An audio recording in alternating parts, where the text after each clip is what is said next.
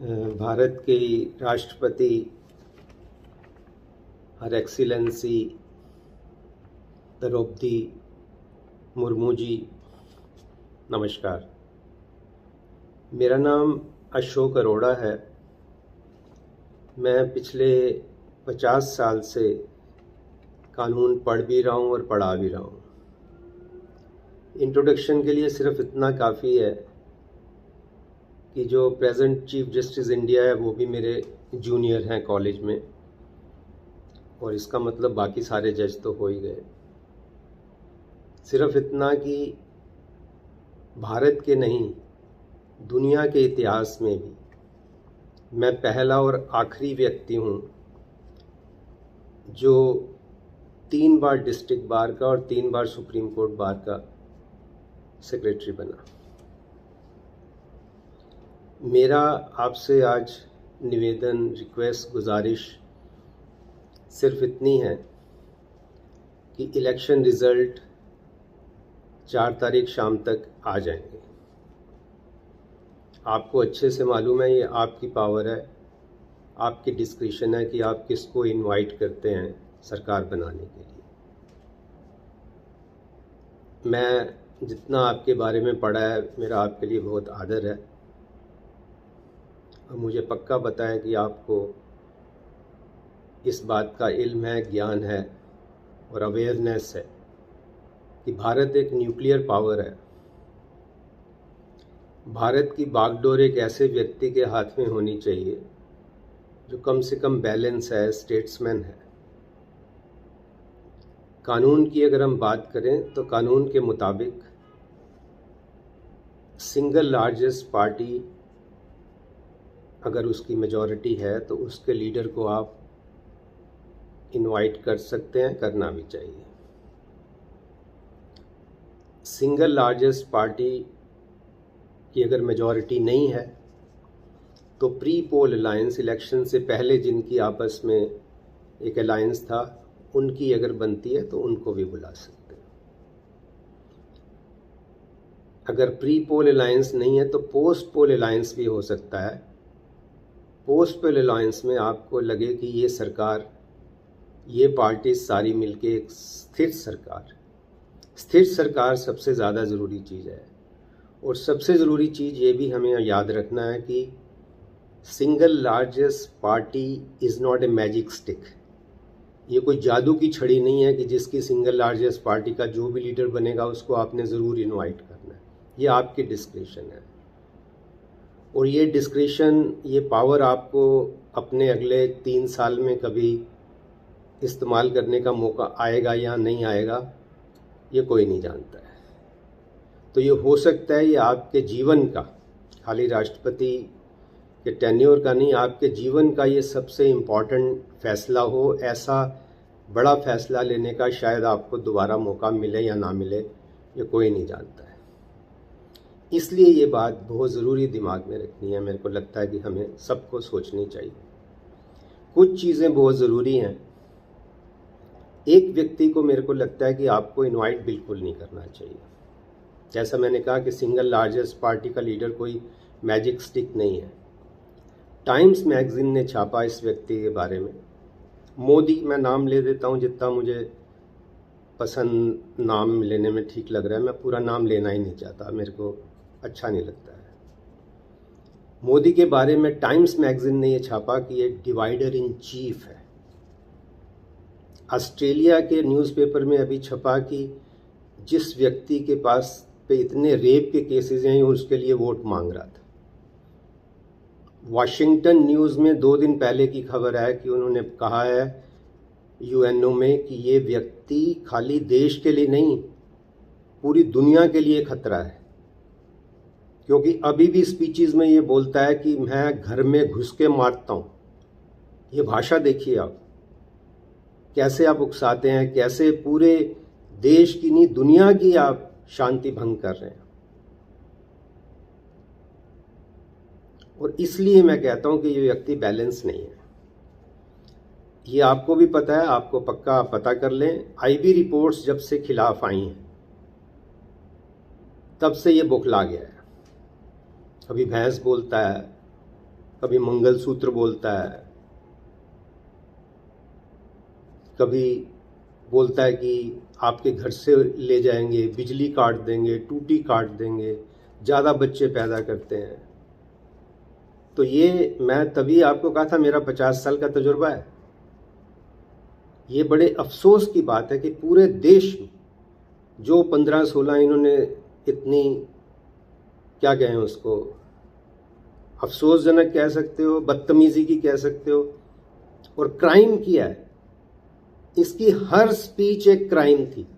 और कितने अफसोस की बात है, पूरे देश में एक भी सब इंस्पेक्टर ऐसा नहीं था जो अरेस्ट कर लेता।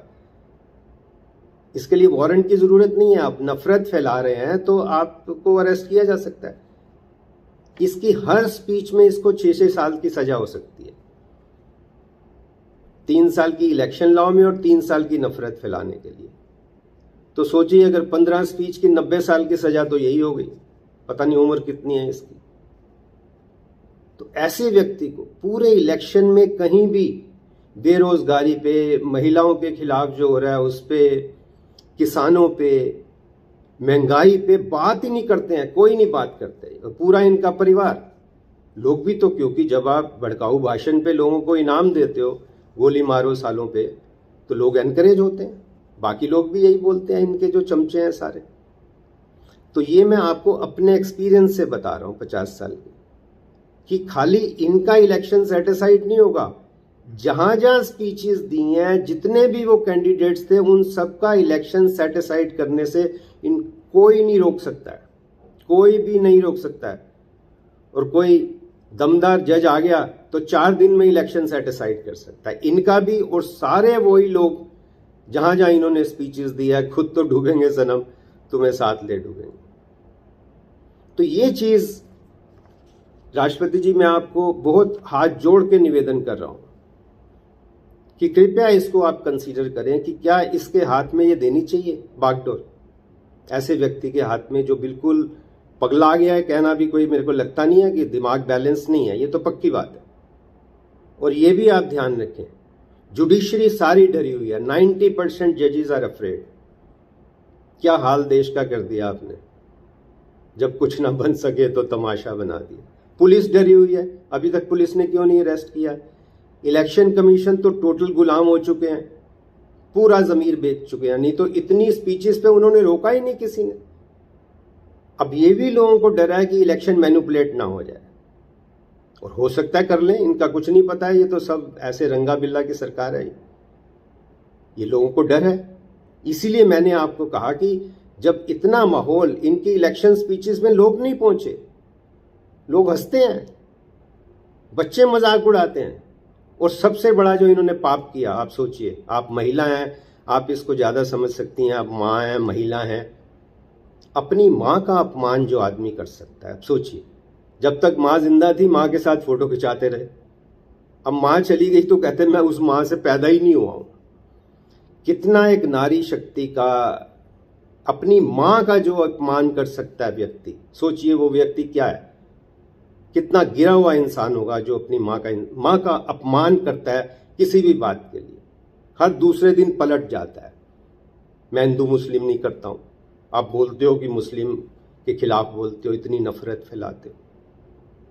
जजेस डरे हुए हैं, पुलिस डरी हुई है, आर्मी डरी हुई है। देखिए आर्मी, उसमें जनरल ने नहीं बोला कि सर मेरे को क्यों एक्सटेंशन दे रहे हैं आप, मेरे को एक्सटेंशन नहीं चाहिए, आप केयर टेकर है, 3 दिन इंतजार कीजिए, जो नया बनेगा वो फैसला लेगा, आप नहीं फैसला ले सकते। और टोटल आर्मी को डिस्करेज किया है। ये जो इन्होंने ये स्कीम लाके, जो आपको पता है, वो जो पुलवामा जो था, पुलवामा में जो शहीद हुए वो सरकार की गलती से, लापरवाही से हुए। और सोचिए, that was a ground, defence minister, prime minister, home minister को रिजाइन करने का ग्राउंड था। और इसको अडवाणी ठीक कहते हैं कि इवेंट मैनेजर है, उसको बेच दिया। बताइए, अपनी गलती को बेच दिया। That was a ground for them to resign. उसको ऐसा माहौल बनाया, इवेंट बनाया कि लोगों को होश ही नहीं रही, लोगों को पागल कर रखा है। सतपाल मलिक जी ने जो एक स्टेटमेंट दिया, उससे इंसान का पता लगता है कि कितना गिरा हुआ इंसान है। जब उन्होंने बताया कि 700 किसान मर गए तो कहते वो मेरे लिए मरे। सोचिए कितना, इनका तो पूरा एक इतिहास लिखा जाएगा। इनका तो जन्म ही उस पे हुआ। आपको पता है जो दंगे करा के तो इनकी राजनीति शुरू हुई। 3000 लोग मरवा के आपने अपनी राजनीति शुरू की है। तो मेरा राष्ट्रपति जी आपसे विनम्र निवेदन है, इस चीज को मद्देनजर रखते हुए आप इनको, मोदी को तो बिल्कुल इनवाइट नहीं करें। बाकी मैंने आपको 3 प्रिंसिपल जो मेरे को समझ आए मैंने बताए। Single largest party, single largest की majority in India, pre poll alliance, pre poll alliance नहीं है तो पोस्ट पोल अलायंस। लेकिन ऐसा नहीं कहें कि ये आपकी 200 सीटें आई है आप सरकार बना के मौका दे देंगे 30 दिन का, ना, वो कम से कम माफ करना, बिल्कुल मत करना।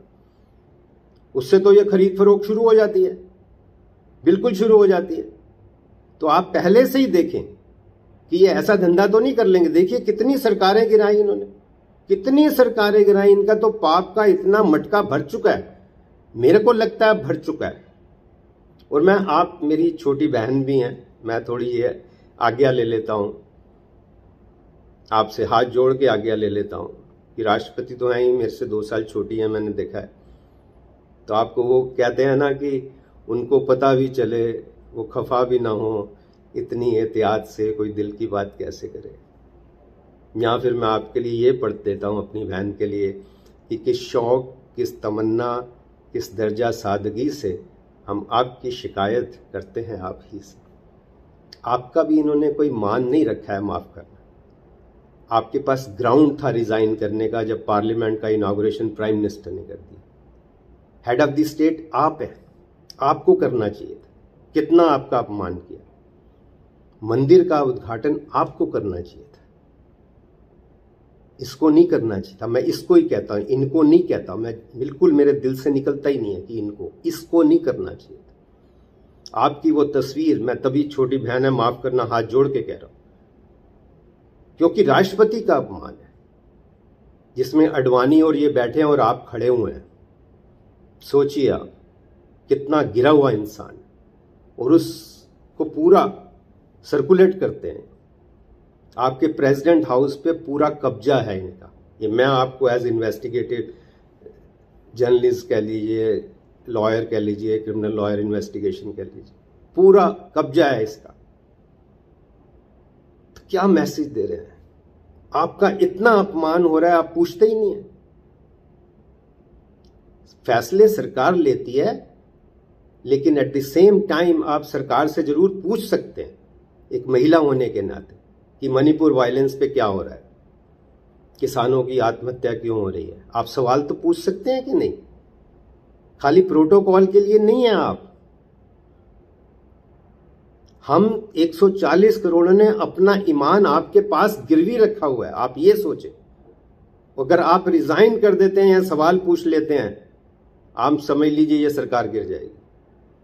आप में इतनी ताकत है, आप पार्लियामेंट के टाइम पे रिजाइन कर जाते, सरकार ये गिर जाती, 100% गिर जाती। देश में इतना माहौल बन जाता कि आप अपनी जो बनता, अपनी माँ को बेच रहा है, हर पोजीशन को बेच रहा है। वोट मांगते हैं इस बात पे कि हमने महिला को बना दिया, आदिवासी को बना दिया। आप रोज, मैं आपसे माफी चाहता हूं, आपका ना बोलना पूरे महिला जगत का अपमान करती हैं आप जब आप नहीं बोलती, और जब आप बोलती हैं तो पूरे महिला जगत को ताकत मिलती है। फैसला आपके हाथ में कि आपको क्या करना है। और मैं ये नहीं कह रहा मेरी बात मानो, मैंने एक लिस्ट बनाई है, कितने लोग जो ईमानदार लोग हैं, ऐसे जज हैं। आप सरकारी वकील से बात मत कर लेना। सरकारी वकील तो 90% चोर है, ईमान बेच चुके हैं। जैसे वो आपका तुषार मेहता, मनिंदर सिंह, आप देखिए इनकी बहस। सरकारी वकील से नहीं, सरकारी जज से नहीं।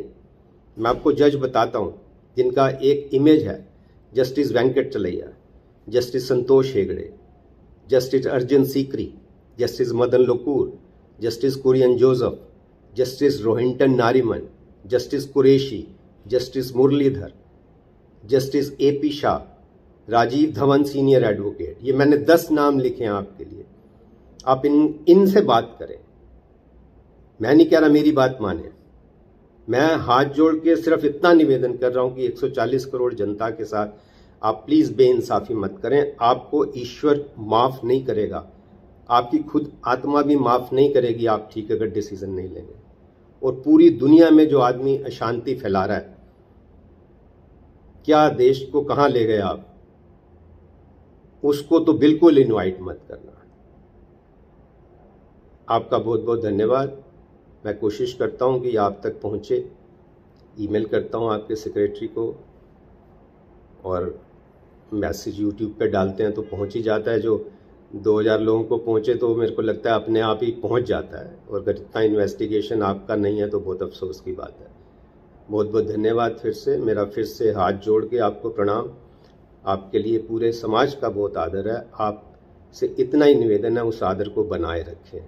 ऐसा ना हो कि लोग ये कहें कि वो सदियों ने सज़ा पाई, वो वाली हाल मत हो। मेरा ईमेल ashok.arora2310@gmail.com, इस पे मेरे को कॉन्टैक्ट किया जा सकता है। Thank you. जय हिंद।